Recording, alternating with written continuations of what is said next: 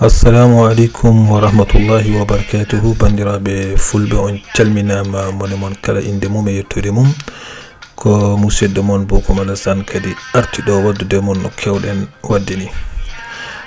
E video men ɓennuɗo o en jina ko fati les tableaux, taw non ko langage PHP kutoriɗen. En kaali ko fati déclaration de tableau, afficher les éléments du tableau, et puis en kaali holko woni kadi indexer tableau. Donc en luttita ko hen hande non kalten ko fonction, ko des fonctions taw ɗiɗon fonction ngaji appliqué koye tableau. ene heewi fonction ngaji gandanɗa hoorema taw appliqué koye tableau, ko ɗum kadi hokkini tableau en PHP walla kala langage bawaɗo wonde jogade fayida no feewi ko ɗiɗo fonction ngaji. Fonction ngaji noon en mbawa yiide ɗi kanji foof. ene jogui tan fonction ngaji ɗi potten tan hande yiide ko heddi ko so tawi en mbaƴon ton ma hokkumon dangal, ma hokkumon damal wawde wittude fonction ngaji keddiɗi ɗi ha mbawon hutorade ɗum noon ko kala langage mo mbawɗon hutorade. Fandare video o noon wona wattude kelmeje ɗe en pular, kelmeje anglais ɗe wona wattu ɗum en pular. Fandare nde tan ko wallude mon onon sukaɓe waɗoɓe ko fati ngal ɗo karallagal kesal ha mbawon jogade hen humpitu. ɗum noon eɗen mbawi fuɗɗade pratique. ko adi ɗum en jahat ko wiyete Sublime Text ko eɗen jogino dossier men en wiye kutorgal men ngal ko Sublime Text. ngal ɗo kutorgal, donc sen gudditi ngal ɗo kutorgal haɗa jejjiti eɗen mbawi créede ɗo fichier mo jogoɗen hutorade o. donc ɗum ɗo fof ko hunde ankadini nde ganduɗen par ce que en jino ɗum no fewi.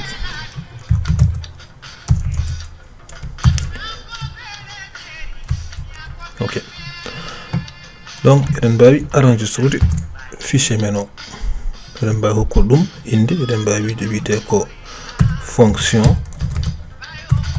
tab, fonction tableau.php.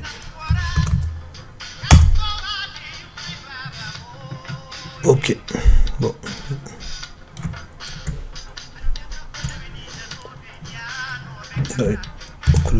mbaɗen contrôle S.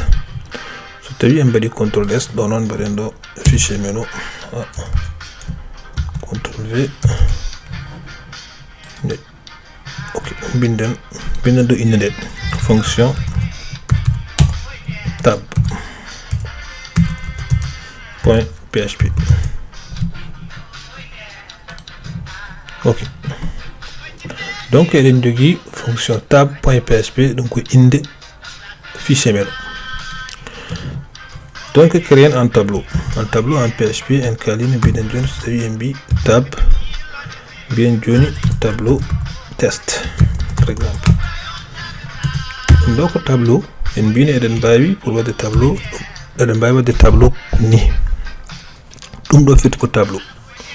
ɗum noon eɗen mbawi wadde hen élément ji ɗi jiɗɗen, mbaɗen hen 100, mbaɗen hen 200, mbaɗen hen 300, mais haton jejjete point virgule. donc eɗen jogui tableau taw waɗi ko élément ji tati. oɗo tableau fonction mo gadortoɗen wadde ko fonction biteɗe compte. o fonction compte ko nafata, oɗo fonction nafata ko calcul de longueur du tableau. donc so tawi en mbaɗi ni longueur, eɗen mbawi wiide égal compte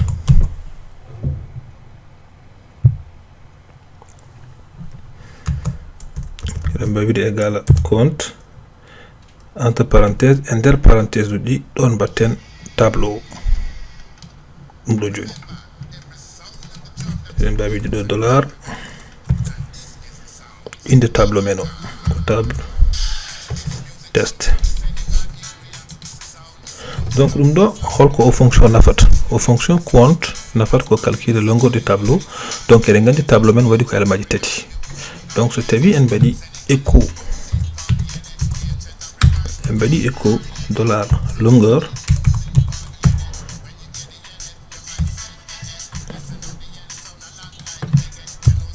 sen badi de la longueur écho de la longueur dum coefficient men ko 3 donc eden bay 8 localhost ngaren e dossier meno enen vite ko Tito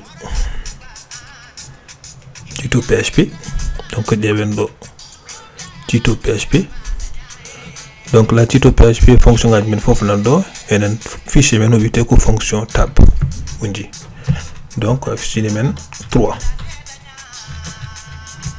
donc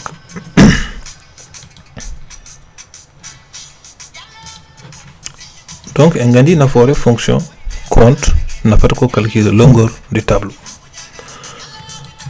joni eden bay fuddade fonction première fonction que deuxième fonction mo jogorden kedi andude ko fonction sort ko nafata et so tawi on jogi tableau nafata ko tir de tableau wadde trier tableau c'est-à-dire affiche de tableau en ordre c'est-à-dire so tawi on jogi o tableau en ganda tableau o element gondi hendi no sifuri eden bay danje tableau taw element gondi hendi en wadi 100 en wadi 200 en wadi 300 do joni de gandi goni ko en ordre temeder bur famdude rewi hen ko temediri rewi hen ko temetteri donc so tawi en badi do joni tableau c'est modifié dum en dokki o joni 500 non en dokki o 150 en dokki o 200 en dokki o joni 400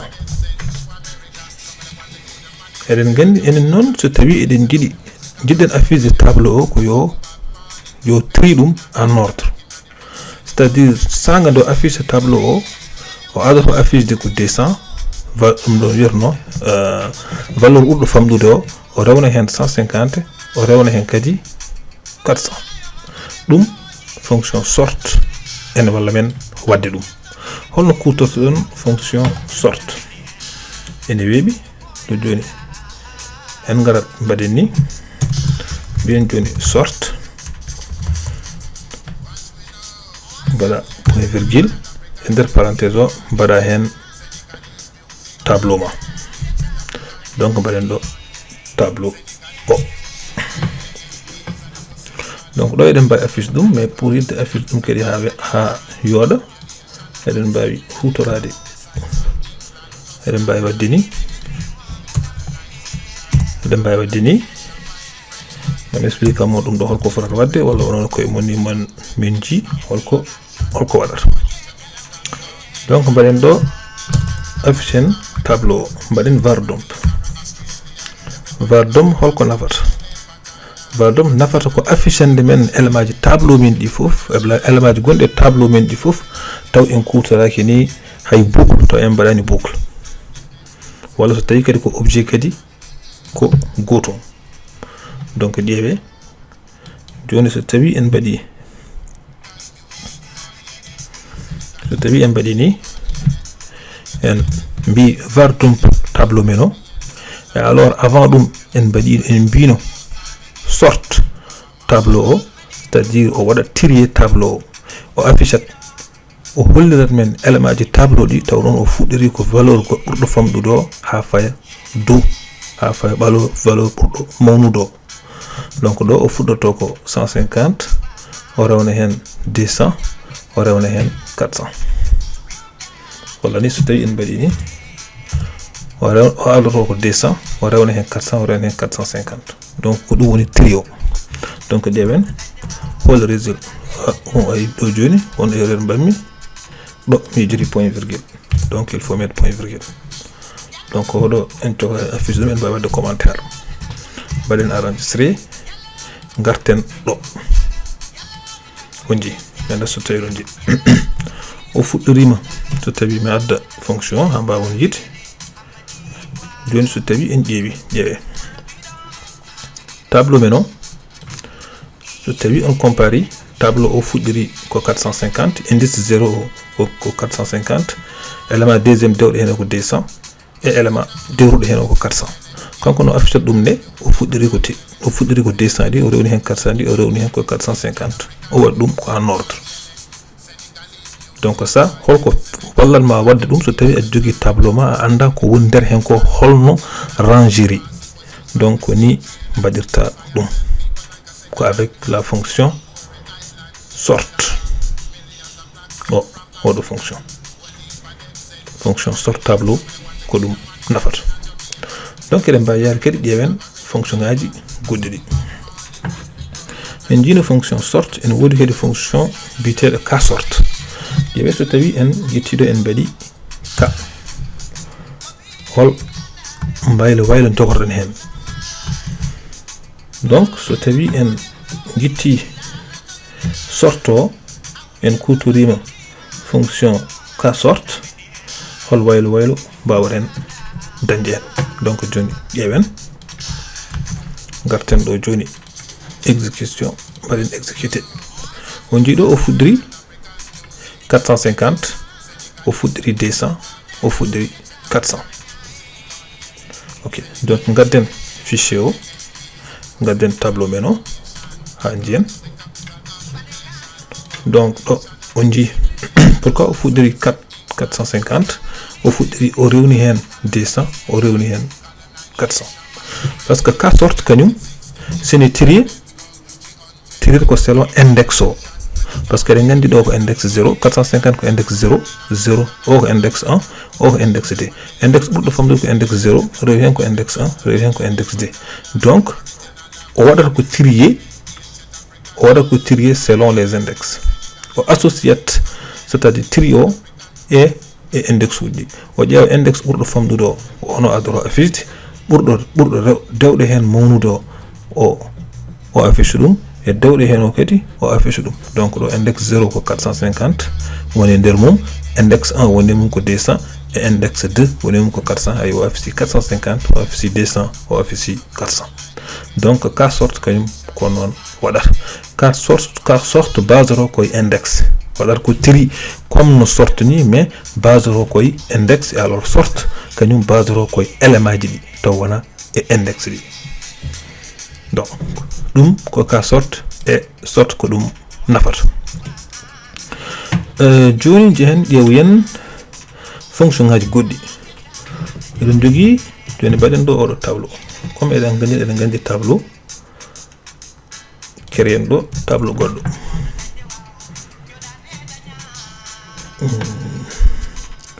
Mi créé ɗo joni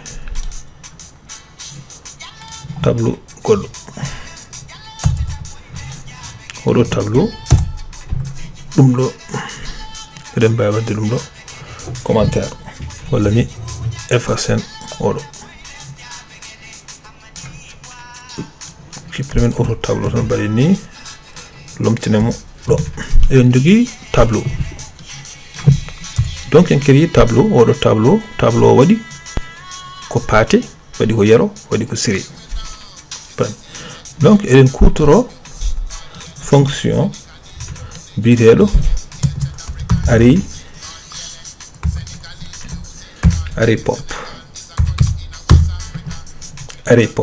pop kañum ko nafata dépile un élément de la fin du tableau. C'est-à-dire so tawi en jogui oɗo tableau, eɗen jiiɗi supprimde élément, eɗen jiiɗi supprimde gonɗo élément cakkiriɗo e tableau o. Par exemple ɗo série, aɗa jogui tableau, aɗa yiɗi jiɗɗa tan ko wadde supprimer élément cakkiriɗo e tableau o. Au lieu kaɗa waɗa parcourir aɗa compte index uji, aɗa wawi utiliser tableau array pop kañum mo waɗanma, o affitanma tableau o ha heddo élément cakkiriɗo. Eyyi ko way tan aɗa jogui rangé yimɓe ni, a yiɗi supprimde, c'est-à-dire gonɗo dernier rangé o. Donc kañum array pop ene wawi wadde ɗum. Donc ƴeew joni so tawi en mbi joni makko ɗo tan wiya o ko résultat res égal array pop. Donc mi waɗa ni, waɗa point virgule, mi hokkamo ɗo, mi waɗa array pop ɗum ɗo, array ne manki y. Donc array pop hokkami ɗo tak. Donc ɗo joni so tawi en affici o, donc so tawi en affici res, fonction res o, so tawi en affici ɗum ko on jiɗɗen affice, en gaddamo ɗo tan mbaɗenmo e ɗo.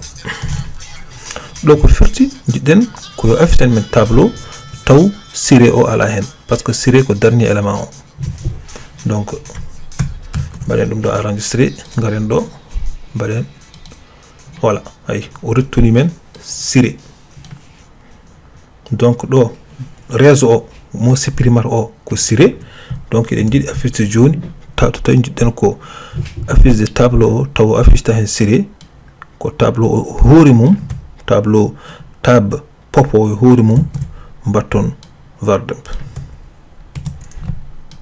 Ok, donc là so tawi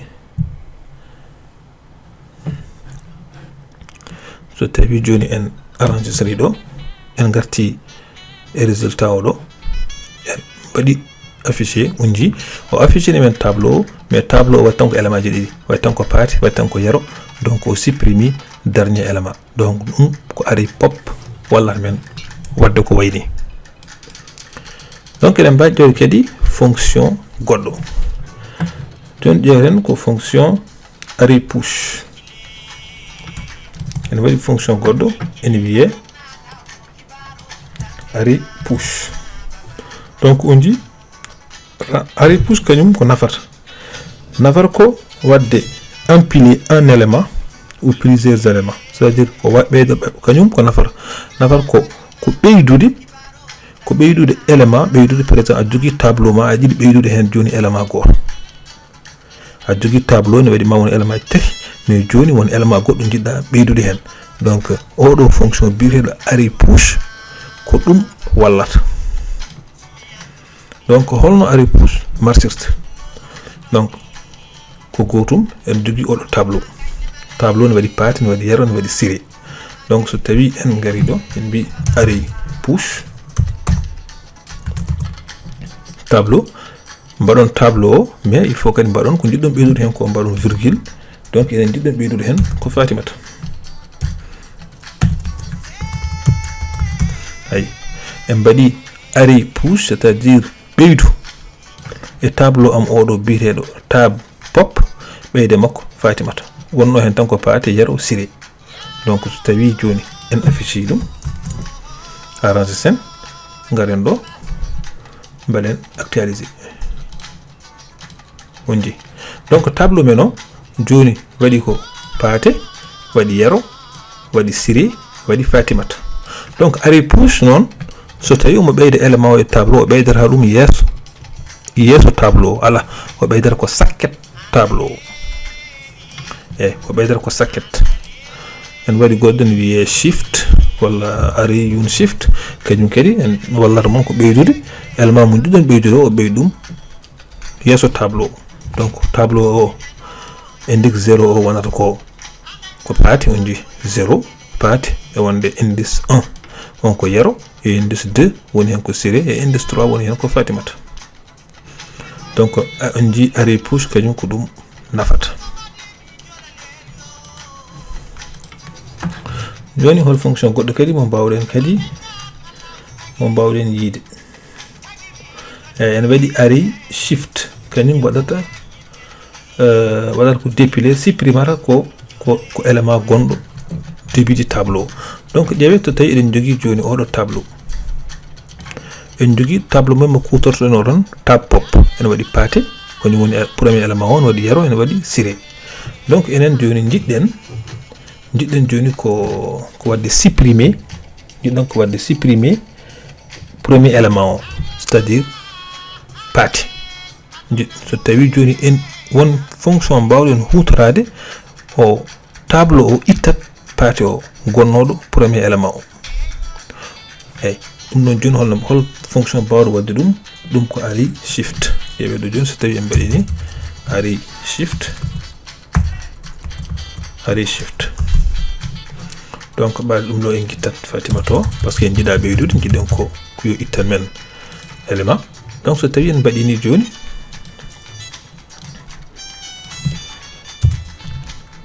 ok donc dum jogiɗen oɗo ari shift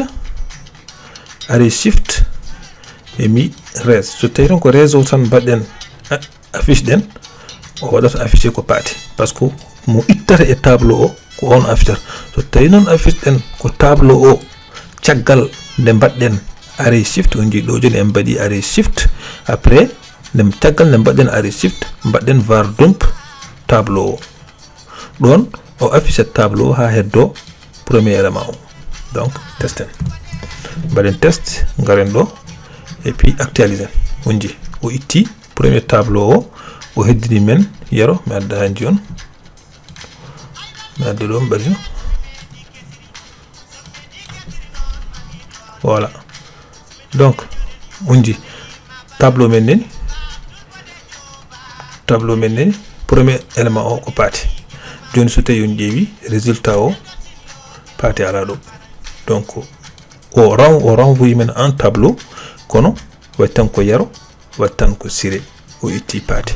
Donc ɗum ko ari shift wallata mon wadde ɗum oɗon jogui tableau oɗon jiiɗi ittude premier élément gonɗe tableau o. Donc ɗum ɗon ko ari shift wallata mon wadde ɗum. Donc dernier tableau mo batten dernier fonction parce que vidéo nana juuta seeɗa dernier fonction mo batten ko fonction biteɗo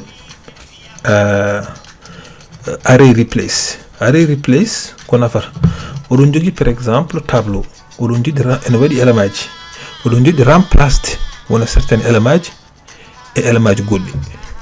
Donc dokken yeru tan o hokko ɗo joni yeru goto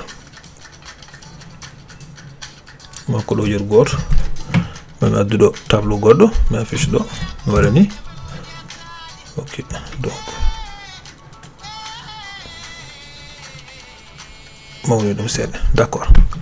Donc ƴeewe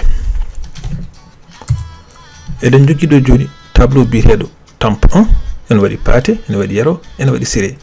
mi waɗi ɗon tableau goɗɗo mo mbiyami remplace on tableau mi itta index uji d'abord après mami explique mon mi waɗa paate 1 e one kadi kañumne mi waɗa ɗo paate yero 1 e one kadi mi waɗa ɗo siré 1.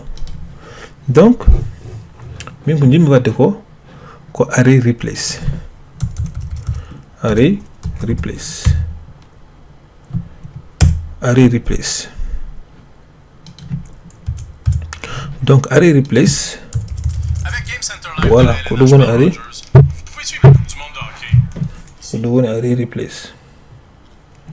Donc avec array replace holko mbatten hen so tawi ko array replace deux tableau joguiɗen en jogui tableau gadano ene waɗi élément ji en jogui tableau deuxième o ko ɗiɗon élément jiɗɗen wadde remplacer e tableau gadano.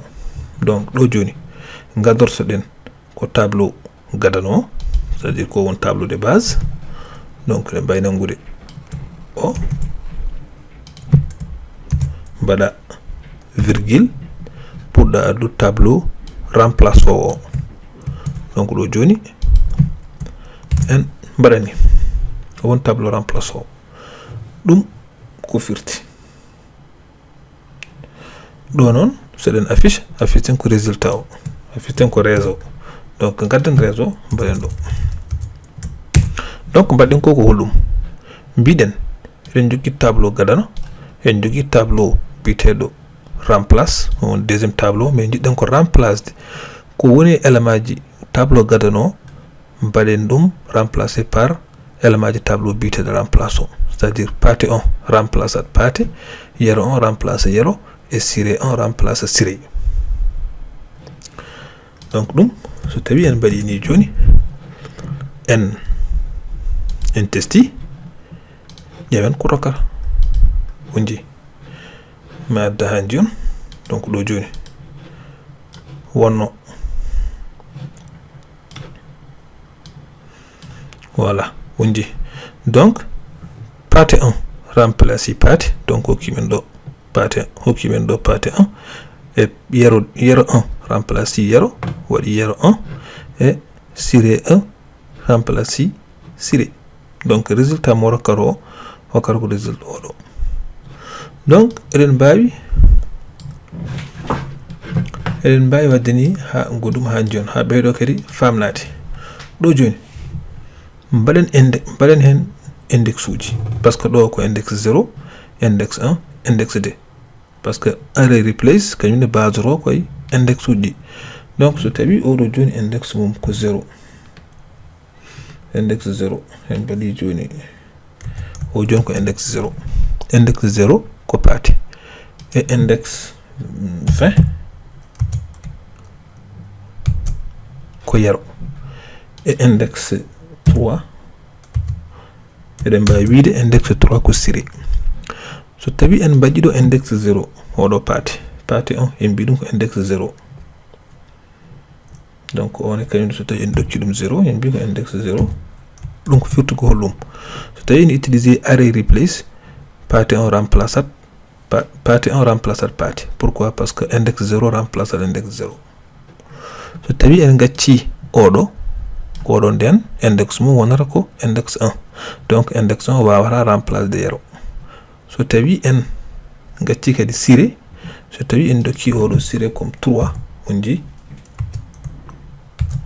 ɗon kadi siré 1 remplaçat siré bon comme nani ko 1 bannoɗen dokken ɗiɗo 11 mbaɗen ɗo kadi 11 mbaɗen ɗo kadi 11 ɗum firti ko holɗum paade o ko index 0 paati kadi ko index 0 firti ko paati 11 remplaçat paati mais oɗo index mum wonata ko 1 yero 11 oɗo o wawa remplace de yero parce que oɗo index mum ko 20 on heddo noon on ji siré 11 index mum ko 3 en wonde siré index mum ko 3 donc siré 11 waɗa remplacer siré donc eɗen mbawi testude oɗo résultat donc ngaren ɗo mbiyen on ji ko ɗum woni ko joguiɗen ko eɗen jogui paati 11 eɗen jogui yero eɗen jogui siré eɗen jogui yero 11 donc on ji o waɗi index uji 0 20 3 et 1 donc du coup so tawi en ƴewrima ɗo so tawi joni en ƴewrima ɗo ko ɗum woni ko joguiɗen ko index 0 remplace index 0 waɗa hokka donc affiche paati 11 en yero 11 wawa remplace de yero du coup en dañat tan en gaccat yero e place mum e siré 11 ɓaade index makko ko 3 ene wonde siré kadi index mum ko 3 donc siré 11 rawɗa remplacer siré wonji en dañi ɗo siré 11 mais en ngala siré parce que o remplace yimo et puis gadden yero 11 parce que yero 11 wawa remplace de yero parce que index uji mabɓe ɗi gona gotum donc ko ɗum fonction replace nafata